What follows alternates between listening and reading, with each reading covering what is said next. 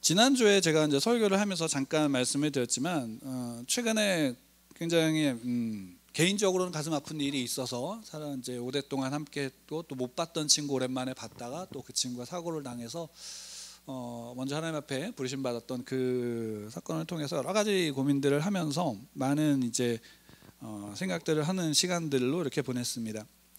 그 중에 또 한 가지의 이제 내용이 무엇이냐면 바로 믿음에 관한 부분이었습니다. 그러니까 마침 이제 우리가 베드로 전서를 이제 매주마다 이렇게 함께 보고도 있지만 우리가 가끔 이제 믿음에 대해서 생각할 때 믿음이 과연 무엇일까라는 부분을 고민을 하게 되어집니다. 그리고 많은 그리스도인들은 아마 한 번쯤은 또는 매 순간만일 수도 있을 텐데 내가 정말 올바른 믿음을 가지고 있는가라는 생각, 또는 아니면 내가 나의 믿음이 어떻게 하면 더 좋을 수 있을까라는 어떤 그런 고민들을 하게 될 때가 많습니다. 그럴 때 한번 좀 생각해 보게 되는 것이 무엇이냐면 그럼 믿음이라는 것이 무엇일까라는 부분을 우리는 한번 좀 생각을 해보는 것이 좋을 텐데, 그러지 않고 우리가 그 믿음에 대해서 항상 이제 염두에 두는 부분들이 뭐냐면 믿음의 행위에 대한 부분들을 많이 생각을 합니다. 왜 나는 무엇을 못할까라는 부분, 또는 내가 무엇을 더 하지 못함으로 말미암아 하나님에 대해서 그 믿음 안에서 죄책감을 갖는 부분들이 좀 있습니다. 저 자신도 그러했고 또 이제 지난 한 2주 동안 그런 생각을 가졌습니다. 내가 정말 믿음이 있는 목사인가? 라는 생각, 또 그러면서 내가 정말 제대로 하고 있는가? 라는 생각들을 하게 되어지는 부분이 있습니다. 그러면서 이제 믿음에 대한 생각들, 이런저런 생각들을 할 때 우리가 믿음은 분명하게, 우리의 믿음은 행위에 있지 않죠. 우리의 믿음은 분명한 것은 믿음의 대상인 하나님께 있습니다. 그러니까 하나님을 믿는 것입니다. 네, 하나님을 믿는데, 그러면 그 하나님을 믿을 때 우리는 그 하나님을 믿는다라고 말하면서 단순하게 정말 그냥 하나님을 믿어라는 것으로만 참 끝나면 좋겠지만, 그런데 그 믿음이라는 것이 단순히 그렇게만 끝나지 않습니다. 실제로 믿음이라는 것이 난 하나님을 믿고 난 그리스도를 믿어, 그래서 난 천국에 가라는 것으로 단순하게만 생각하면 참 좋지만, 실제적으로 우리의 믿음은 어디서 발동이 될까? 그러니까 우리의 믿음이 어디서 증명이 될까라고 할 때는 결과로서 우리의 믿음이 증명되는 게 아니라 우리의 믿음은 과정에서 증명이 된다라는 생각을 갖게 되었습니다. 그러니까 많은 하나님이 성경을 통해서 많은 믿음의 사람들, 또는 이제 구약을 통해서 이스라엘 백성들, 또는 이제 복음서를 통해서는 예수 그리스도를 통하여, 또 서신서를 통해서는 사도들을 통하여 초대교회의 모습들을 이렇게 보게 되어지면 분명한 것은 하나님이 시작하셨다와 하나님이 끝내신다라는 사실은 분명하게 선언하고 있습니다. 이것을 부정할 그리스도인들은 아마도 없을 겁니다. 하나님이 시작하셨습니다. 창조는 그 하나님의 시작을 나타내는 것이요, 마지막 요한계시록에서 예수님의 재림은 마지막 끝을 나타내는 것입니다. 이것을 부정할 사람은 없는데, 그러면 시작을 믿고 끝을 믿으면 우리의 믿음은 온전한가? 라고 할 때 온전할 수 있죠. 그러나 그 믿음을 어떻게 증명할 수 있는가? 라는 문제에 있어서는 항상 어디에 부딪히냐면 과정 속에서 부딪힙니다. 그래서 항상 그 믿음이 어디서 증명이 될 수 있는가? 라고 할 때 특히나 베드로 전서를 보게 되어지면, 베드로 전서는 사도 베드로가 고난받고 있는 성도들에게 쓴 것입니다. 당시에 그 황제의 숭배라든가 또는 같은 유대인들의 그 핍박 속에서 믿음을 지키기 때문에 고난받고 있는 그리스도인들을 향해서 사도 베드로는 이 편지를 쓴 겁니다. 그러니까 이 수신자들은 고난을 받고 있어요. 그 고난을 받는 이유는 다른 것 때문이 아닙니다. 믿음을 지켰다라는 것 한 가지입니다.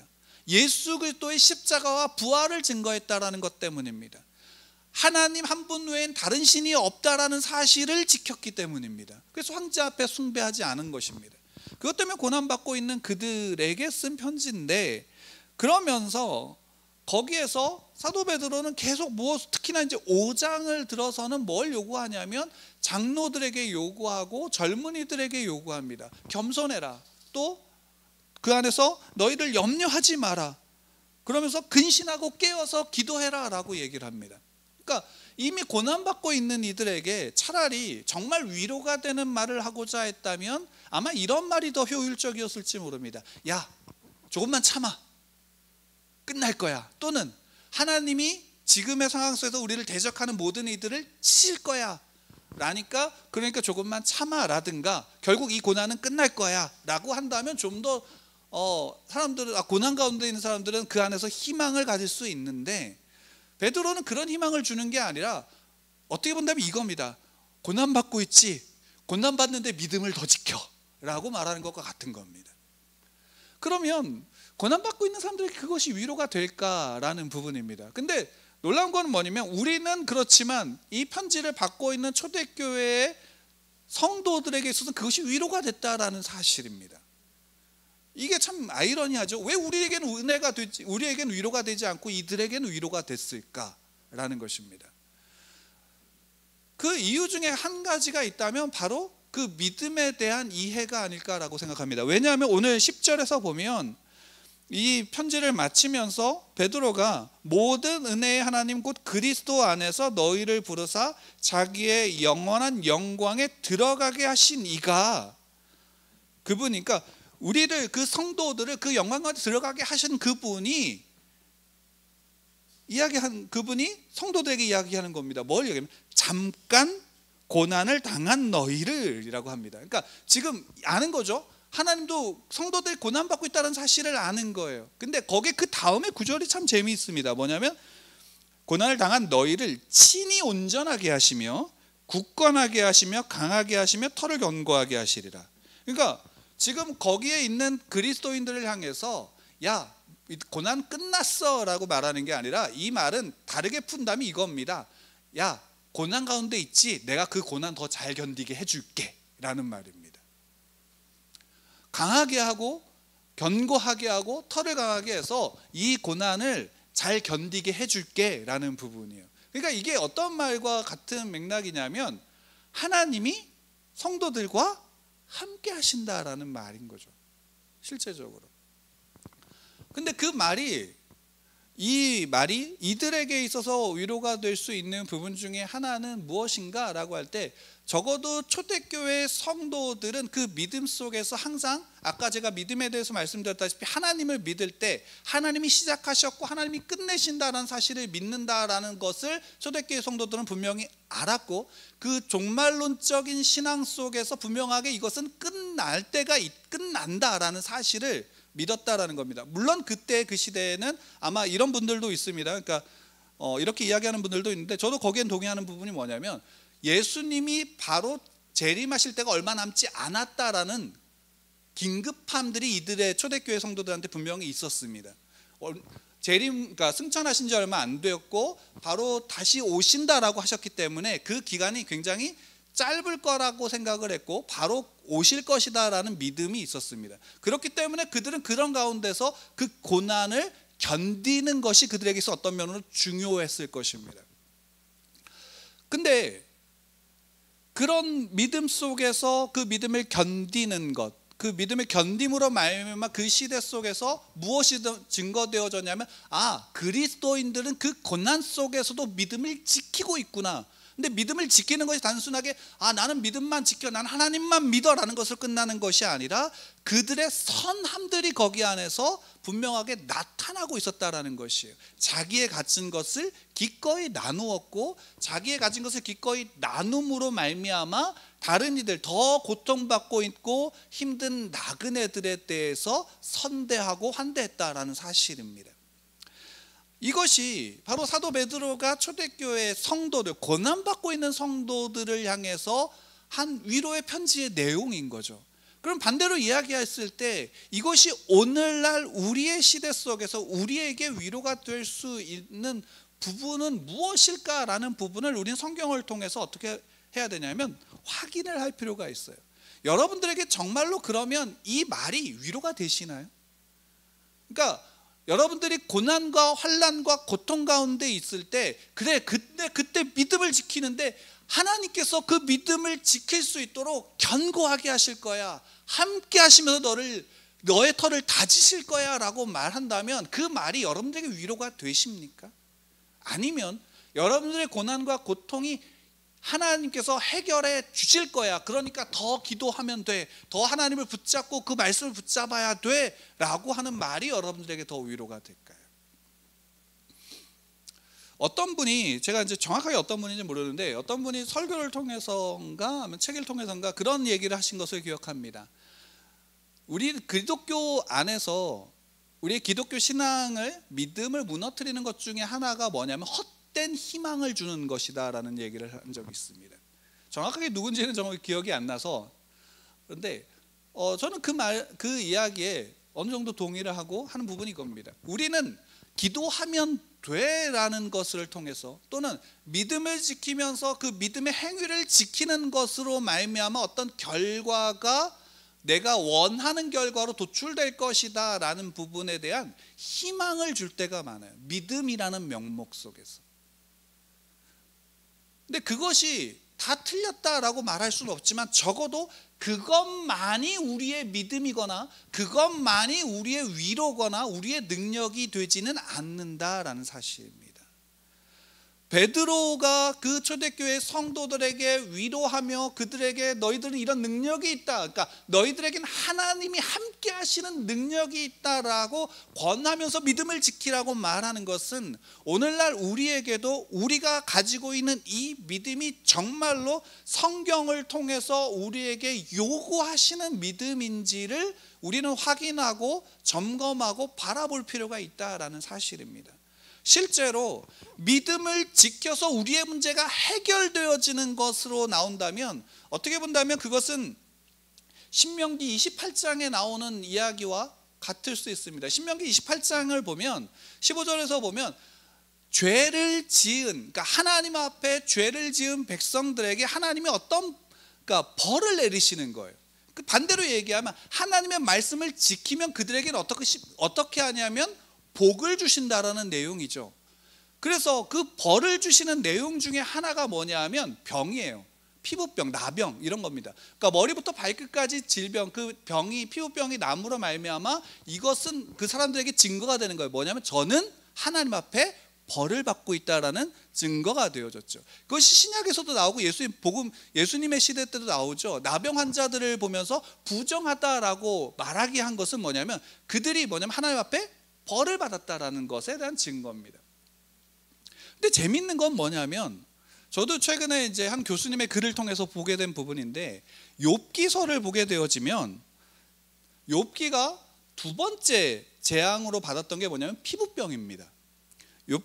욥이 이제 두 번째로 받았던 질병이 피부병인데 7절에 보면 이렇게 나와 있습니다. 제가 읽어드리겠습니다. 사탄이 이에 여호와 앞에 물러가서 욥을 쳐서 그의 발바닥에서 정수리까지 종기가 나게 한지라 라고 되어져 있어요. 이게 신명기 28장 35절에 동일한 히브리어 표현으로 동일하게 나와져 있어요.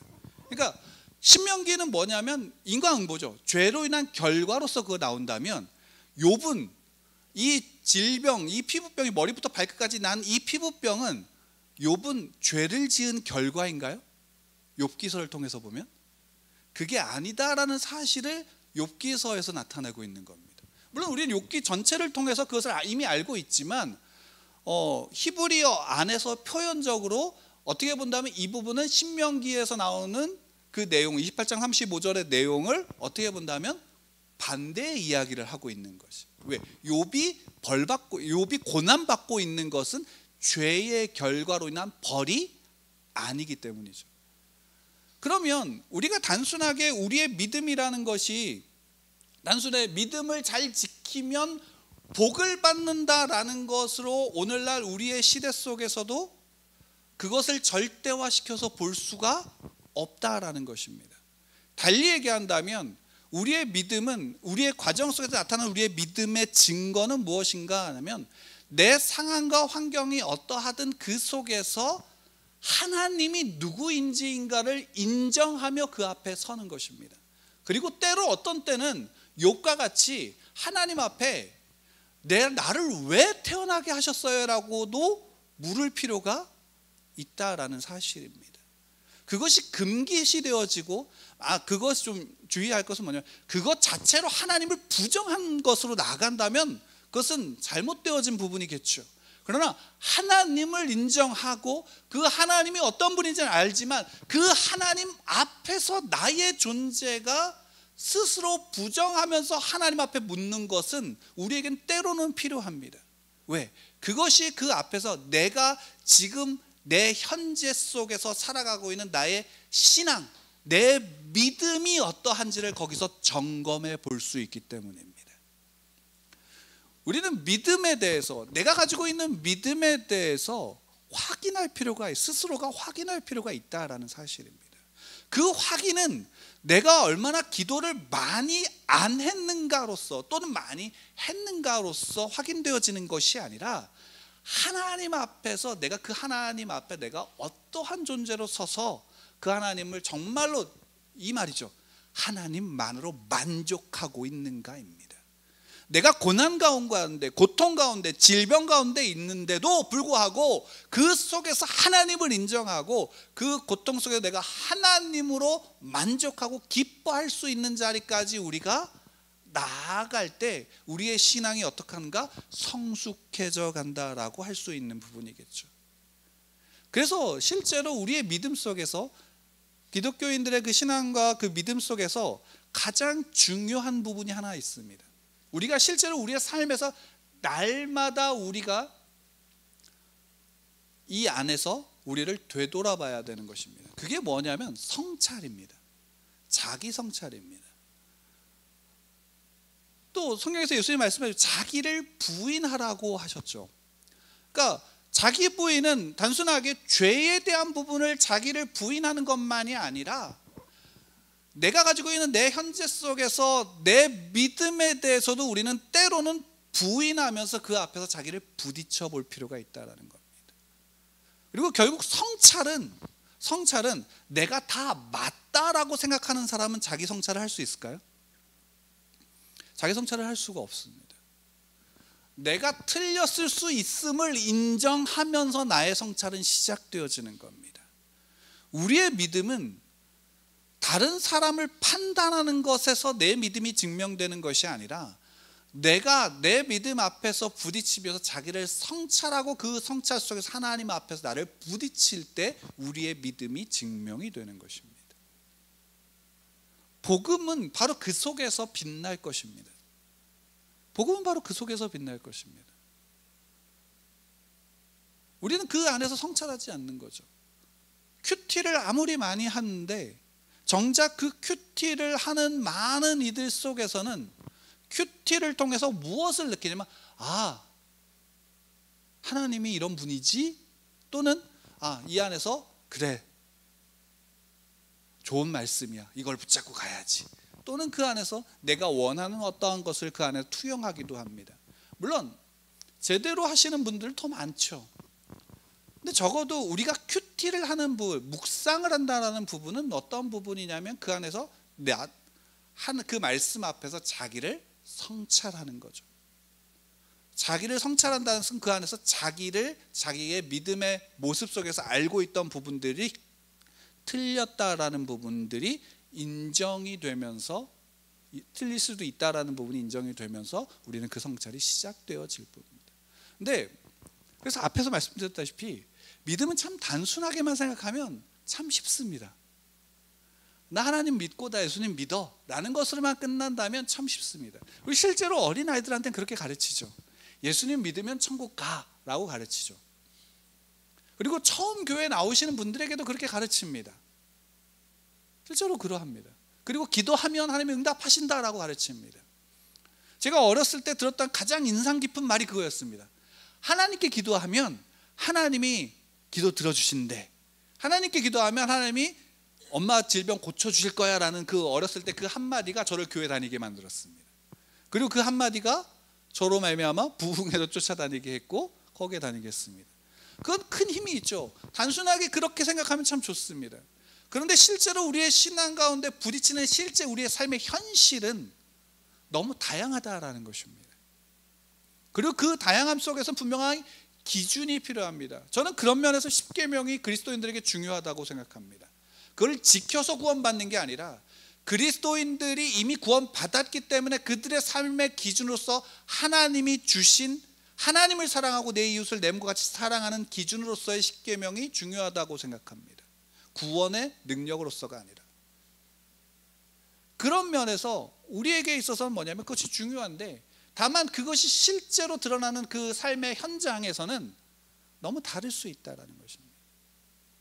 실제로 다윗을 보게 되어지면 사무엘하 12장에서 보면 사무엘하 12장에서 보면 다윗이 우리아의 밧세바와 죄를 짓는 장면이 나옵니다.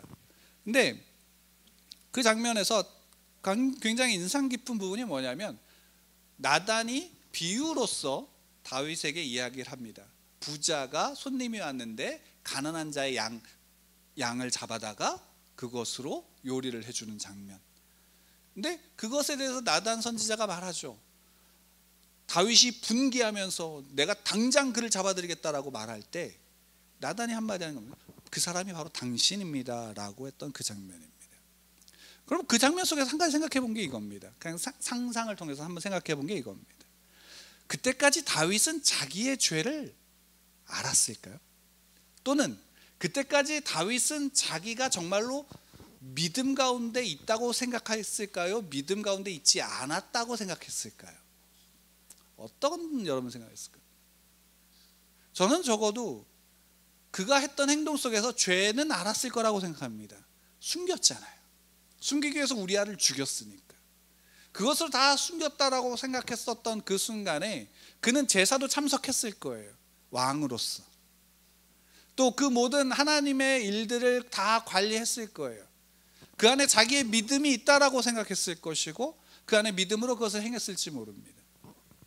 근데 그것이 한순간에 무너진 게 뭐예요? 그 사람이 바로 당신입니다 라는 나단 선지자의 한마디죠. 하나님께서 나단 선지자를 보내서 그 말을 하게 하신 겁니다. 그리고 거기에서의 차이는 무엇이냐면 사울과 다윗으로 대비되어지는 장면이죠. 사울은 그것에 대해 인정하지 않았고 자기 것을 계속 쫓았다면 다윗은 그 자리에서 그것에 대해 인정하고 회개했다라는 것입니다. 더 놀라운 것은 뭐냐면 그 다음에 그가 밧세바하고 낳은 우리아의 아내 밧세바하고 낳은 첫 번째 아이가 죽게 되어졌을 때 그가 그 안에서 정말로 철저하게 그 아이를 살려달라고 해서 금식하면서 기도했죠. 그래서 많은 신하들이 그 아이가 죽었다라는 소식을 다윗에게 전할 때 그 충격으로 다윗이 죽을까 봐 걱정했습니다. 놀라운 것은 뭐냐면 그 순간 다윗은 분명하게 그 소식을 듣는 순간 일어나서 음식을 먹었다라고 합니다. 너무나 당당하게 신하들이 너무나 당황스러워했던 그 모습이 나타납니다. 그것이 우리의 신앙의 모습입니다. 그 과정까지의 그 모든 과정을 하나님 앞에 철저히 도우심을 구하고 철저히 하나님 앞에 맡긴다면 그 나온 결과까지도 온전하게 누구에게 맡기는 것이면 하나님께 맡기는 게 우리의 신앙의 우리의 믿음의 과정 가운데 있는 일입니다. 언제까지 예수 그리스도께서 재림하시는 그때까지입니다. 그것이 우리의 믿음을 지키는 과정입니다. 그리고 그 과정 속에서는 분명하게 하나님은 하나님의 택한 자녀들을 떠나지 않는다라는 사실입니다. 그것은 누구에게 분명히 드러나냐면 다윗을 통해서 증거되지 않았나요? 실제로 베드로는 그것을 말하고 있는 것입니다. 우리의 고난 가운데 있는 우리의 이 고난 속에서도 우리는 믿음을 지키는데, 그래서 고난을 어떻게 표현하냐면 잠깐 고난을 당한 너희라고 얘기하고 있습니다. 어쩌면 초대교회 성도들은 그 역사적으로 실제로 로마 황제의 10대 박해나 이런 걸 보더라도 아마 평생 동안 그 고난받고 고통받고 도망 다녔을지 모릅니다. 근데 그것에 대해서 베드로는 말하죠. 잠깐 고난당한 너희들이죠. 왜냐하면 우리의 삶의 죽음, 삶과 죽음 그 모든 것이 다 누구에게 있냐면 하나님께 있음을 인정하기 때문입니다. 그래서 오히려 그 시간에 그 잠깐 고난을 당하는 그 순간에 우리에게 필요한 것이 무엇인가? 우리가 그 고난을 견딜 수 있는 힘이, 강함이, 그 견고함이 우리 가운데 필요하다라는 것입니다. 그것이 믿음일 것입니다. 그 믿음 가운데 우리가 함께 서기를 원합니다. 헛된 희망을 주는 믿음이 아니라 정말로 온전한 하나님이 시작하시고 끝맺음 가운데 있는 그 하나님께 소망을 둠으로 말미암아 지금 내 눈앞에 부딪혀진 지금의 고난을 이겨나가는 믿음이 우리에게 필요한 겁니다. 세상을 향해서 믿음을 무엇으로 증명하겠습니까? 부자가 된 것인가요? 강해진 것이고 건강해진 것인가요? 성경은 분명하게 그것이 다가 아님을, 아니 때로는 그것이 복이 아님을 우리에게 알려주고 있습니다. 오히려 더 중요한 것은 우리의 마음의 중심으로 우리의 믿음을 지키는 것이 중요하다라고 말씀하십니다. 그렇게 우리는 중간에 말씀드렸다시피 우리의 믿음을 성찰할 필요가 있습니다. 때로는 성경적인 표현을 불리자면 자기를 부인할 필요가 있습니다.